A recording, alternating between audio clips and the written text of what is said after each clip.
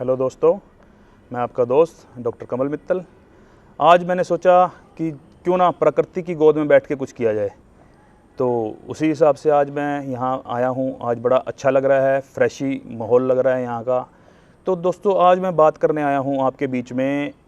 मेरे पास अक्सर फ़ोन आ रहे हैं लोगों के, या मेरे पास क्लिनिक पे लोग आते हैं, वो मुझे बोलते हैं कि डॉक्टर साहब हमें कमर में दर्द है, हमें इस जगह दर्द है। तो दोस्तों, हम धीरे धीरे अब अपने इन वीडियोस के अंदर आगे एक पार्ट की एक्सरसाइज दिखाएंगे आपको कि किस पार्ट के अंदर दिक्कत आए तो आपने क्या करना है। क्योंकि देखो, हमारा जो शरीर है ना, आयुर्वेद ने भी बताया है, सम दोष है, सम अग्नि, सम धातु मल क्रिया, प्रसन्नात्मिंद्रिय मन है, स्वस्थ इत्य विद्यते। यानी जहाँ पर जब तक हमारे दोष वात पित्त कफ, हमारी धातुएं रस रक्त मांस मेद अस्थि मज्जा शुक्र, सब चीज़ें जब सम होंगी, सब चीज़ें जब प्रॉपर होंगी, तब जाके हमारा शरीर स्वस्थ होगा। जब उसके अंदर कभी वात बढ़ गया यानी वायु विकार बढ़ गया तो हमारे दर्दें चालू हो जाएंगी, पित्त विकार हो गया तो हमारे शरीर के अंदर एसिड बन जाएगा, हमारे स्किन के रोग लग जाएंगे। ऐसे ही जब कफ बढ़ गया तो हमें अपना उससे रिलेटेड कफ से वर्धक चीज़ें बढ़ने से कफ के रोग लग जाएंगे। तो दोस्तों, इन्हीं चीज़ों को निवारण के लिए, और सबसे बड़ी बात यह है कि एक तो रोग का जो निदान है यानी जो उसका कारण है उसको छोड़ना, दूसरा साथ में आयुर्वेद के साथ में योग को जोड़े रखना। क्योंकि देखो, जब तक आप योग नहीं करेंगे, जब तक आप एक्सरसाइज नहीं करेंगे, मैं नहीं मानता कि आप प्रॉपर वे में ठीक हो पाएँ। अब हो क्या रहा है, अंग्रेजी दवाइयाँ खाई जा रहे हैं, लोग खाई जा रहे हैं, फिर भी लोग अस्वस्थ हैं। उनका कारण क्या है? उनका कारण यही है कि वो लोग दर्द निवारक तो काम कर रहे हैं लेकिन साथ में योग को नहीं जोड़ रहे। तो आज हम उसी चीज़ को जोड़ते हुए आज आपको कमर के रोग को दूर करने के लिए क्या क्या हमें एक्सरसाइज करनी चाहिए, फिर उसके बाद क्या घरेलू उपाय करने चाहिए, और उसके बाद क्या आयुर्वेदिक उसके अंदर औषधि हो सकती है, उन सब चीज़ों का बात करेंगे। आप इस वीडियो को अंत तक जरूर देखें। दोस्तों, सबसे पहले आप, जैसे कि मैं बैठा हूँ यहाँ पे इस बगीचे के अंदर, ऐसे ही एक बगीचे में या कहीं भी अपने बेड पे बैठ जाएं। उसके बाद आप अपना एक बिस्तर बिछा लें। बिस्तर बिछाने के बाद आपने क्या करना है दोस्तों, रिलैक्स होकर, बिल्कुल टेंशन फ्री होकर, जैसे कि भी सब कुछ भूल गए। फिर क्या करना है दोस्तों, आपने अपनी एक टांग को ऊपर उठाते हुए सांस भरते हुए, और फिर इसका एक सर्कल बनाना है पूरा। 1 2 3 ऐसे करते करते आप इसके सर्कल 10 तक लेके जाएं। फिर दोस्तों क्या करना है, पहले तो घड़ी की सीधी सुई की तरफ चलना है कि भी क्लॉकवाइज, फिर चलना है एंटी क्लॉकवाइज। ऐसे ही 1 2 3। दोस्तों, आपने जैसे कि एक टांग से कर लिया, उसको वहाँ पे स्थिर रख दें। फिर दूसरी टांग से आपने यही सिस्टम चलाना है, 1 2, और जितना लंबा कर सकें उतना अच्छा है, 3। ऐसे ही वापस 3 2 1। इससे देखिए दोस्तों, आपके कुल्ले की एक्सरसाइज हुई। जो कुल्ले हैं हमारे, मेरे पास पेशेंट आ रहे हैं, डॉक्टर साहब हमारे फीमोरल नेक्रोसिस हो गया है, जिनके नेक्रोसिस हो गया यानी खून की सप्लाई बंद हो गई है, वो अगर इस एक्सरसाइज को राम राम से करेंगे, जितना उनसे पॉसिबल होगा, तो दोबारा खून का दौरा चालू हो जाएगा। और फिर क्या करना है दोस्तों, इसके साथ में आपने नौकासन करना है। दोनों पैरों को जोड़कर 30 की डिग्री पे उठाना है, और ऐसे ही अपने दोनों हाथों को उठाना है। जितना आपसे हो सके उतना करें, फिर रिलैक्स हो जाएं। फिर सांस को भरते हुए अंदर रोकना है। नौका की तरह हमारा शरीर हो जाएगा, फिर रिलैक्स हो जाए। फिर क्या करना है दोस्तों, इसके अंदर आपने अब उल्टे हो जाना है पेट के बल। आप पेट के बल हो जाएंगे। पेट के बल होने के बाद आपने इसमें 2-3 क्रियाएं हैं, जैसे कि आपने ठुड्डी को के यहाँ रख लेना हाथों के ऊपर, और इन पैरों को ऐसे मारना है आपस में। इससे क्या होगा, आपके जो गोड्डे हैं जिनमें सोजिश आ रही है, वो गोड्डों में सोजिश धीरे धीरे जाएगी, और वो जो मुड़ते नहीं हैं वो मुड़ने शुरू होंगे।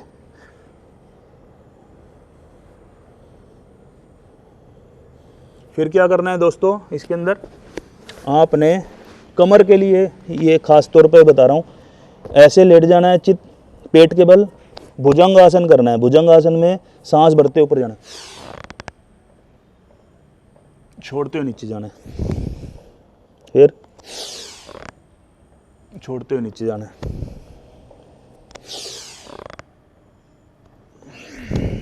ऐसे ही दोस्तों आप इसमें एक प्रक्रिया और कर सकते हैं। इन दोनों हथेलियों को अपने संतलों के नीचे रख लें, अपने पटों के नीचे रख लें और सांस भरते ठोडी को नीचे जमीन में लगा लें और सांस भरते हुए ऊपर उठाना है पैरों को।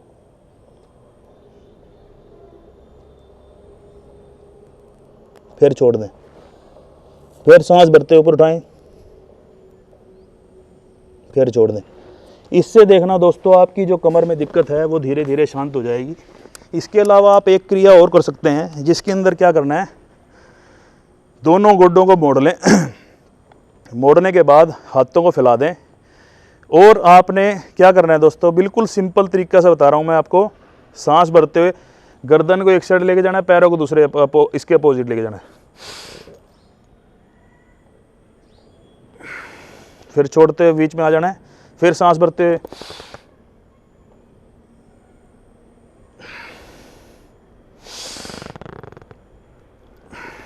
ये क्रियाएं आपने बार बार करते रहना है। ये कमर के लिए सबसे बढ़िया एक्सरसाइज है। और आपने क्या करना है दोस्तों, इसमें हम साइकिलिंग कर सकते हैं। साइकिलिंग के लिए आप पैरों को ऊपर उठा लें और साइकिल चलाएं, जैसे साइकिल चलाते हैं, फिर उल्टा साइकिल चलाएं वापस। इससे भी आपके जो कुल्ले की हड्डी हैं और जो कमर है उन पे आराम मिलेगा। जो मैंने बताया आपको फीमोरल नेक्रोसिस हो जाता है जो, उसके लिए हम और एक्सरसाइज क्या कर सकते हैं कि हमने दोनों हिप्स के ऊपर यहाँ हाथ रख लेना है और ये ऐसे करके 1 ये 2, हमने पंजों पे 1 और 2 करना है और ऐसे ही नीचे की तरफ जाना है।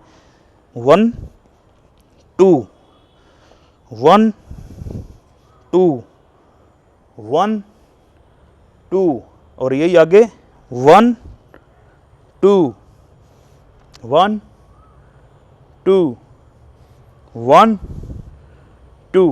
फिर इसको पकड़कर धीरे धीरे धीरे धीरे धीरे धीरे इसको घड़ी की तरह फिर घुमाना है, क्लॉकवाइज देन एंटी क्लॉकवाइज। 10-10 बार करें आप इसको। इससे आपके कुल्लों के हड्डियां बिल्कुल, जो कुल्ले तंग हो रहे हैं वो आपके सही हो जाएंगे। क्योंकि मेरे पास बार बार लोग आके यही बोलते हैं कि डॉक्टर साहब फीमोरल नेक्रोसिस हो गया, उसका क्या करें। तो ये बहुत कारगर एक्सरसाइज है उसमें कि खून का दौरा बढ़ेगा तो दोबारा सिस्टम चालू हो जाएगा। गोड्डों के लिए क्या करना है आपने, एक तो कुर्सी आसन, सांस को छोड़ते हुए नीचे, सांस भरते ऊपर, सांस छोड़ते हुए नीचे,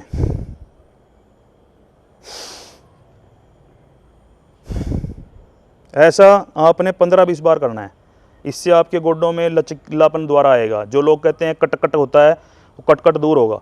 फिर क्या करना है, इसको गोड्डे को ये करना है, दोनों हाथों से पकड़कर आगे पीछे, फिर इनको घुमाना है 10 बार ऐसे सीधा क्लॉकवाइज, 10 बार एंटी क्लॉकवाइज।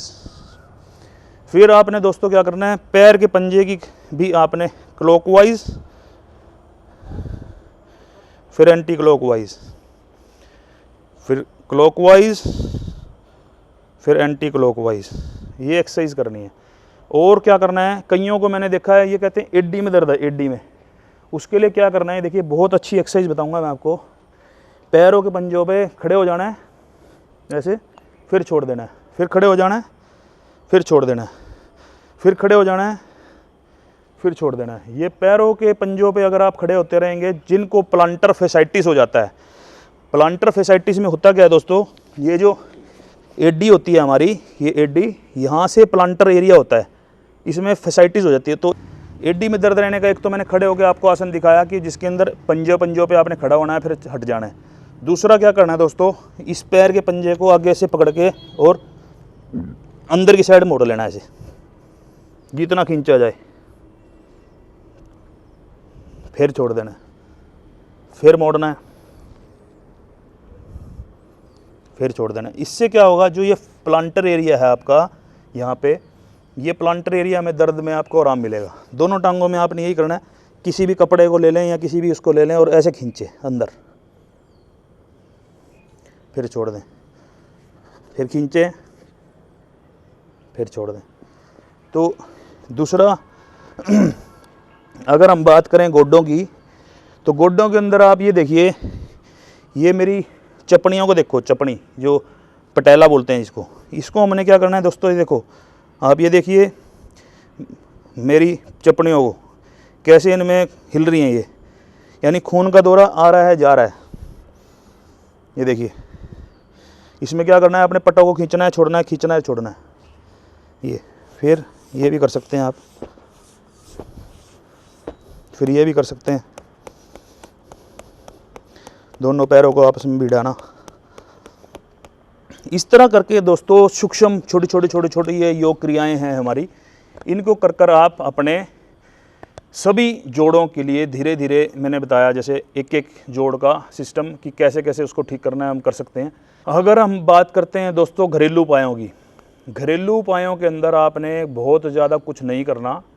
सबसे पहले तो आपने क्या करना है दोस्तों, आपने मेथी दाने जो होते हैं, 1 चम्मच भर मेथी दाना ले लेना है।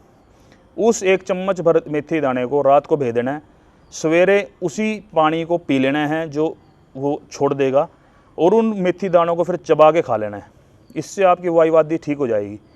दूसरा क्या करना है दोस्तों, आपने जिनका पेट साफ़ नहीं होता, मैंने देखा है कि कईयों लोगों का पेट साफ़ ना होने की वजह से वायु रहती है, तो उस चीज़ के लिए फिर आपने क्या करना है दोस्तों, हरड़ होती है एक हरड़, काली हरड़ ले लें। काली हरड़ को तवे पे भून कर उस घी डाल के भून लें, उसके बाद उसको चूसते रहें। चूसने से क्या होगा दोस्तों, वो आपके अंदर पेस्ट की तरह बन जाएगी मुंह में, और उस पेस्ट की जो बन जाएगी उसको फिर आप पी लें। पीने के से आपका पेट साफ़ होता रहेगा। या फिर दूसरा तरीका होता है इसबगोल की भूसी। इसबगोल की भूसी 2 चम्मच आप रात को गर्म दूध से मीठा डले हुए से अगर ले लेते हैं तो आपका पेट साफ़ रहेगा, क्योंकि सभी बीमारियां पेट से हैं।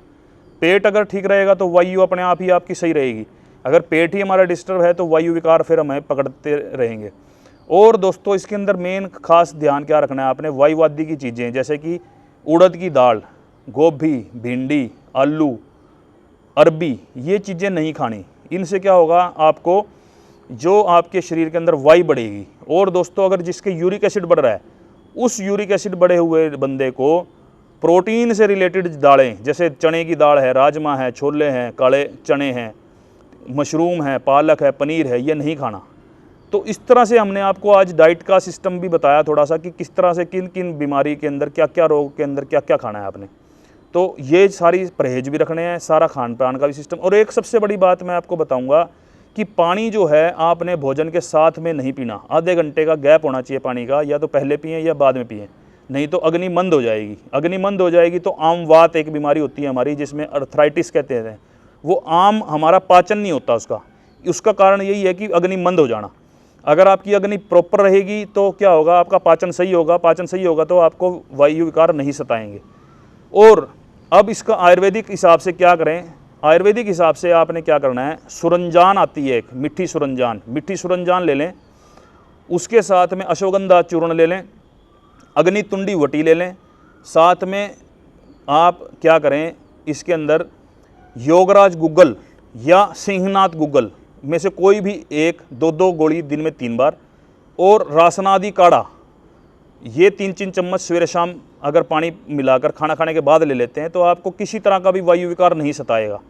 अगर फिर भी अगर इनसे नहीं राम आए तो फिर हमारे औषध सेंटर के अंदर जॉइंट रिपेयर करके एक दवाई हम बनाते हैं, उसमें 5 गोली सवेरे की, 4 शाम की होती हैं। वो मैं कहता हूँ कि रामबाण हमारा फार्मूला है।